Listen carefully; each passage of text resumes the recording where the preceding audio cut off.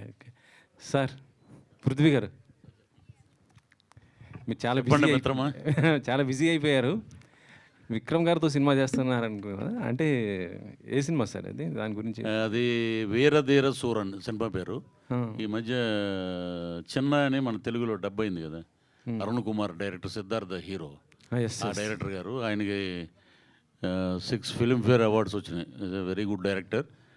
వాళ్ళు ఒకటే శ్రేయాంజనేయ సినిమా చూసి, అంటే వాళ్ళకి ఆ ఐస్ మెయిన్ దాంట్లో కావాలి అని చెప్పి ఆయన విక్రమ్ గారు ఒక్క అటెంప్ట్ తోటే ఆయన ఒకసారి ఫోన్ చేసి పిలిచారు. మేకప్ టెస్ట్ అయింది. So fix. అంటే విలన్ అందరూ చేస్తుంటారు మామూలు ఫైట్లు గిట్లు. అంటే ఇదేంటంటే కంప్లీట్ ఎస్జే సూర్య గారు, నేను, విక్రమ్ గారి మధ్యలో ఉన్న కథ ఇది. So performed villain. సో అది నాకు నిజంగా గొప్ప అదృష్టంగా భావిస్తాను. అంటే ఈ మధ్య తమిళ్ విలన్స్ అందరూ కూడా తెలుగులో బాగా పెద్ద విలన్స్ అవుతున్నారు. ఇక్కడ తెలుగు నుంచి మీరు అక్కడ పెద్ద విలన్ అయ్యే అవకాశం ఉంది. నేను ఆల్రెడీ పుదుపేట అని ఒక సినిమా చేశాను ఇప్పుడు స్టార్టింగ్లో. ధనుష్ గారు హీరో, సెల్వరాఘవన్ డైరెక్టర్ గారు. అంటే అప్పుడు తెలుగులో బిజీ అవ్వడం వల్ల మళ్ళీ కుదరలేదు. తర్వాత నేను ప్యారిస్ జయరాజ్ అని, బీస్ట్ అని, ఇప్పుడు బ్లడీ బగర్ అని ఒకటి దాంట్లో మెయిన్ రోల్ చేశాను నేను. సో ఇది నాకు మళ్ళీ హెల్ప్ అవుతుంది ఈ సినిమా. ఈ సినిమా కేవలం సినిమాలో ఉంటారా, మళ్ళీ అయితే ఇటు పాలిటిక్స్లో ఏమైనా ఉన్నారా? లేదు మీరు? పాలిటిక్స్ ఏది కాదు కదా ఇది మాట్లాడటానికి. మరలా మీ ఏదన్నా మీరు దొరకరు, మీరు చాలా ఇంటర్వ్యూ అంటే పాలిటిక్స్లో అయితే చీల్చి చెండాడటం ఆ, అది మామూలుగా ఉండదు. అది ఇప్పుడు ఇక్కడ మనకి లాస్ అవుతుంది, వాడు ఇలా అంటున్నాడు, వీడు ఇలా అంటున్నాడు, అవి నేను పట్టించుకోను. మనది ఏది ఉన్నా అది చెప్పాలి. మీ పక్కన కూర్చున్న వ్యక్తికి కూడా తెలుసు బాగా అది.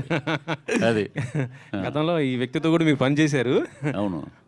అయితే ఈ రోజున జగన్ గారు అక్కడ ఢిల్లీలో ఏపీ గురించి మొత్తం కూడా అక్కడ కొంత శాంతి భద్రత క్షీణించాయనేసి ఏపీలో ఢిల్లీలో చేశారు కదా. దానిపైన మీ జనసేనకు సంబంధించి మీరే ఏ విధంగా అంటే స్పందిస్తారు? ఒక common man, not party, common మ్యాన్గా చెప్తాను నేను. ఇంకా 2 నెలలు కూడా అవ్వలేదు ఏది గవర్నమెంట్ ఫామ్ అయ్యి. ఎవడో అంటాడంటే వర్షం పడిపోతుంది, నాకు గొడుగు పెట్టలేదని ఆ టైప్ అతను. అతనికి ఏంటంటే రాజకీయం ఏదో కమర్షియల్ బిజినెస్ ఏదో చేసాడు, మేమో వచ్చేస్తున్నాం మళ్ళీ అనుకున్నారు. అది జరగలేదు. ప్రజలు చీకొట్టారు. ప్రజలు చీకొడితే ఎవడైనా దిగిపోవాల్సిందే. వీళ్ళేమో పెద్ద ఏమైనా తోపులేం కాదు వీళ్ళు. ఎందుకంటే ఒకటే ఆదరించారు ప్రజలు. ఏంటంటే ఇతను మళ్ళీ వచ్చాడంటే రావణ కష్టం అయిపోద్ది, రాష్ట్రం నాశనం అయిపోద్ది అనేదే పక్కన కూర్చొని ముసిముసిన వాళ్ళు అవుతున్నాడు చూడండి. తను తెగ చేశాడు ఇంటర్వ్యూలు అప్పుడు, ఫేవర్ ఆఫ్ వైఎస్ఆర్సీపీ అని. సో నేను ఒకటే చెప్పేది ఏంటంటే ఎక్కడైతే ప్రజల్లో ఒక భయంకరమైన మార్పు వస్తుందో దాన్ని ఎవడో ఆపలేడు దాన్ని. అప్పుడు 151 గెలిచినప్పుడు ఈవీఎం ట్యాంపరింగ్లు లేవు.